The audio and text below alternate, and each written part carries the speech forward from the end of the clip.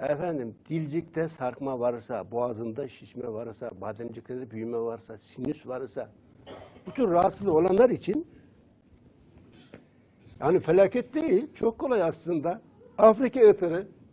Ben diyorum ki, hanıma diyorum, ya Afrika ıtırı işte biz bunun formülünü geliştirdik. Ada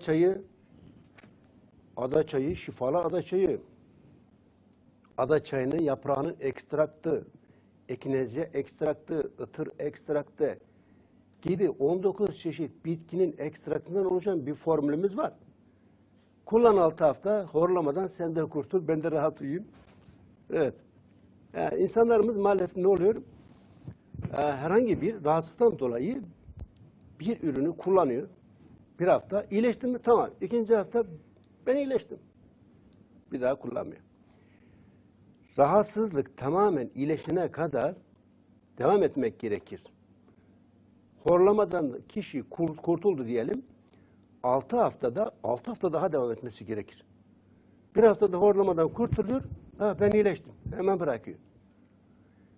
6 ay sonra tekrar üşütme, grip, nezle yakalanırsa kişi tekrar başlar horlama. Çünkü buradaki çok hassas mukoza tekrar şişebilir. Bademcikleri şişer, dil kökü şişer, dilcik şişer, geniz eti şişer vesaire vesaire. Bu da horlamayı tetikler. Horlamaya çözüm var. Önemli olan zamanında tedbir almak, kurtulmak. Evet.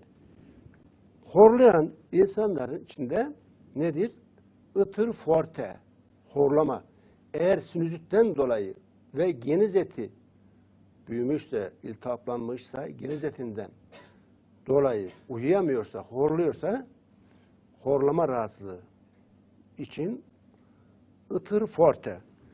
Bademcik iltihaplanması, bademcik şişmesi ve dilcik sarkması. Dilcik sarkar, uzar, nefes borusunu tıkar, uyku apnesine sebep olabilir. Uyku apnesi çok çok tehlikeli olabilir. 10 saniye geçerse eğer ki kişi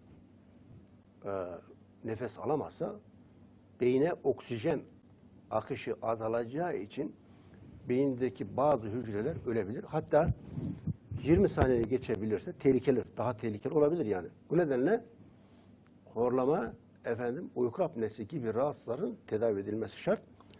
Ada çayı forte, Salvia officinales yani hakiki ada çayı ekstraktı, kekik